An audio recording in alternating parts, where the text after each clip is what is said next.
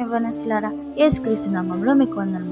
1 దినవృత్తాంతంలో 4:9-10 చూచినట్లయితే ఎబ్సేజు అనే వ్యక్తి గురించి చెప్పబడింది.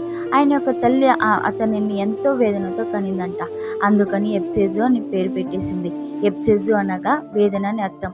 ఆ యొక్క పేరు నిమిత్తం ఆయనని ఎంతోమంది అవమానపరిచిండొచ్చు, ఆయనని పరిహాసం చేసిండొచ్చు. ఈ యొక్క మనిషి ఎబ్సేజు ఇశ్రాయేలు దేవుని గురించి మొరపెట్టి ఇలాగ ప్రార్థన చేశాడంట. ప్రభువా, నీవు నన్ను నిశ్చయంగా ఆశీర్వదించాలి, నా యొక్క సరిహద్దులను విశాలపరచాలి. ప్రభువా, నీ యొక్క చెయ్యి నాకు తోడుగా ఉండాలి. నాకు వచ్చే అన్ని కీడు ఏవి నాకు రాకుండా దానిలో నుండి నువ్వు నన్ను తప్పించాలని ప్రార్థన చేశాడంట. ఈ ప్రార్థన దేవుడు అంగీకరించి అతని అన్ని మనవిని దయచేశాడంట. దానికి ఒక ఫలితంగా ఆయన తన సహోదరుల కంటే అందరికంటేనూ ఘనం పొందిన వాడుగా మారాడంట. నీ యొక్క తల్లి నిన్ను ఇలాగ వేదనతో తిడుతూ ఉంటే నువ్వు భయపడొద్దు, దేవుడు నిన్ను ఆశీర్వదిస్తాడు. ఆమేన్.